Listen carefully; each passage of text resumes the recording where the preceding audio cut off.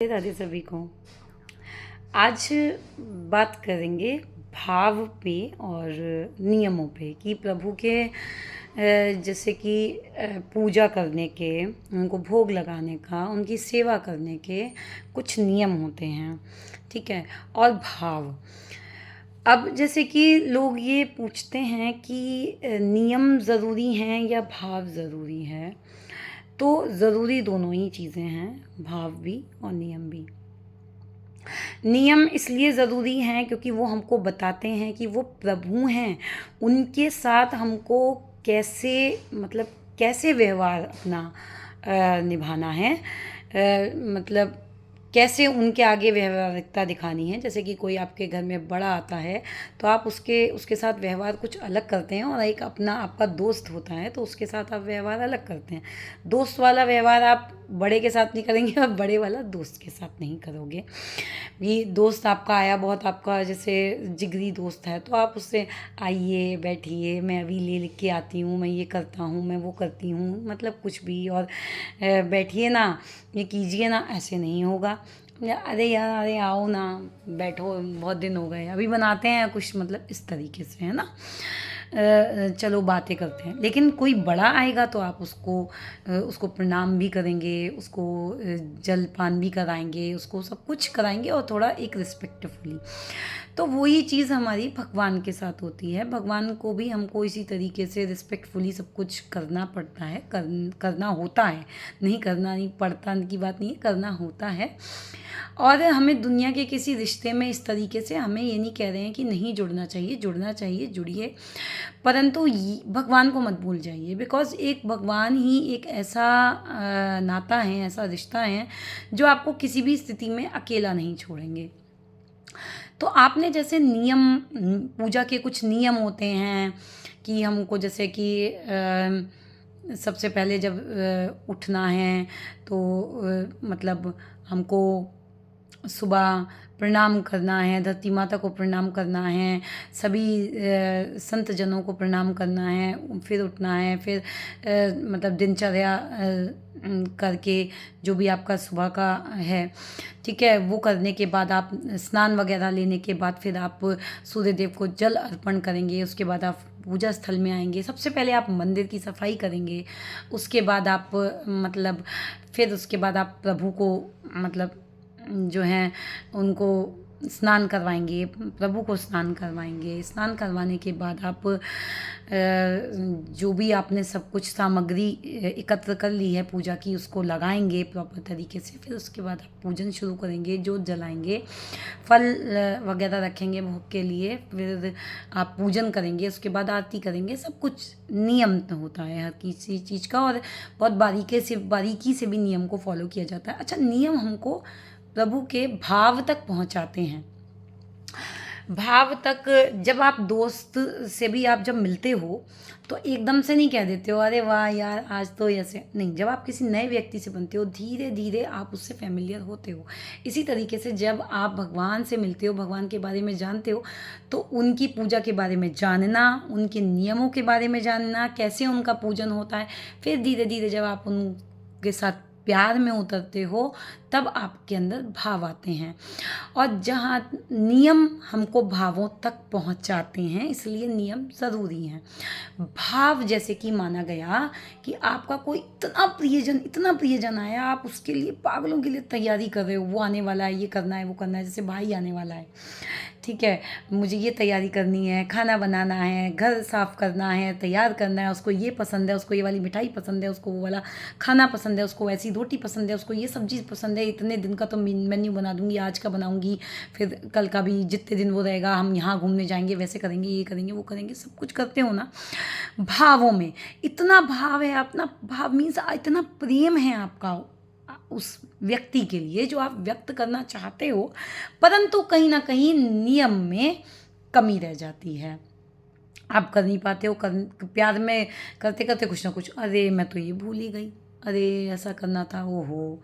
तो फिर सामने वाला ये कहेगा अरे कोई बात नहीं, कोई बात नहीं, मुझे इतना महसूस हो रहा है कि तू प्यार से तो कर रही है ना, इतना ही बहुत है। तो सेम सामने वाला जो एक व्यक्ति है वो क्या कर सकता है, कितना ही प्यार दे सकता है, लेकिन प्रभु प्रभु ऐसे हैं कि अगर आप भाव में अगर आप कुछ भी भूल गए हो, जैसे कि हमें पता है कि प्रभु का जो भोग लगता है वो तुलसी पत्र के बिना नहीं लगता है। तुलसी पत्र आप उसमें भोग में आप डालेंगे, उसके बाद ही प्रभु को भोग लगेगा। अब आप सब कुछ करते हैं, लेकिन अचानक इतना भाव है आपका, अरे मेरे नाथ भूखे हैं, अब ये देना है, इतनी देर हो गई खाना नहीं खिलाया, बेटा आप खा लो, जो भी आप समझते हो, बेटा समझते हो भगवान को। सबसे पहले तो हमको रिलेशन बनाना ही चाहिए भगवान से।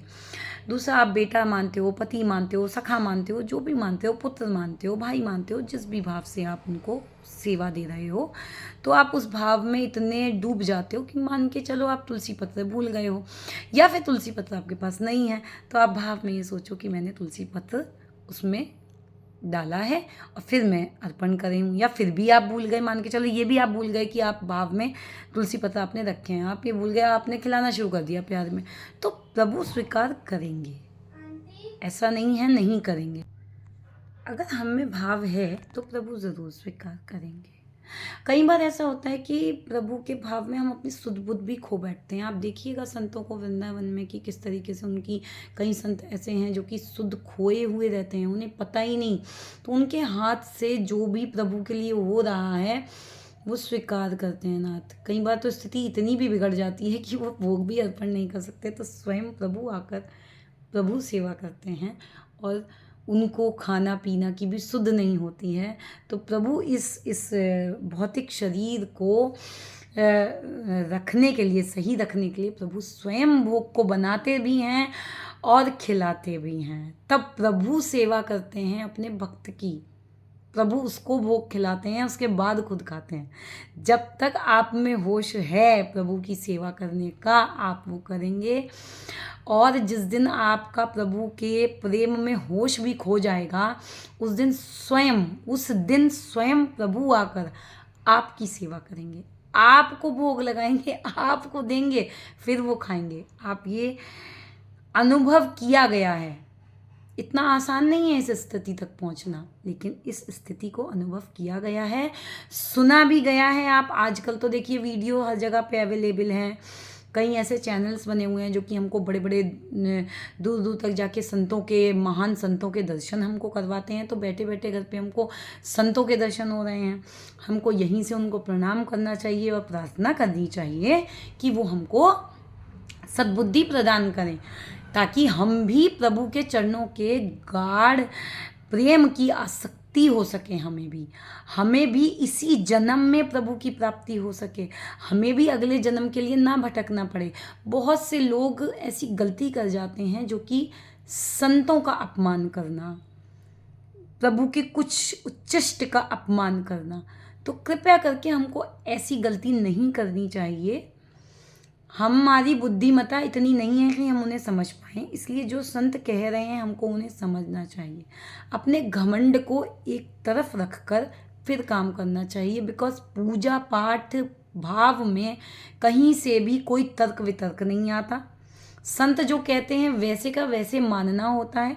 अगर आप मान पा रहे हैं, मुश्किल हो रही है तब भी मानिए, नहीं और आप ज़बरदस्ती भी मानेंगे तो एक दिन आपको आसानी होने लगेगी उनको मानने में।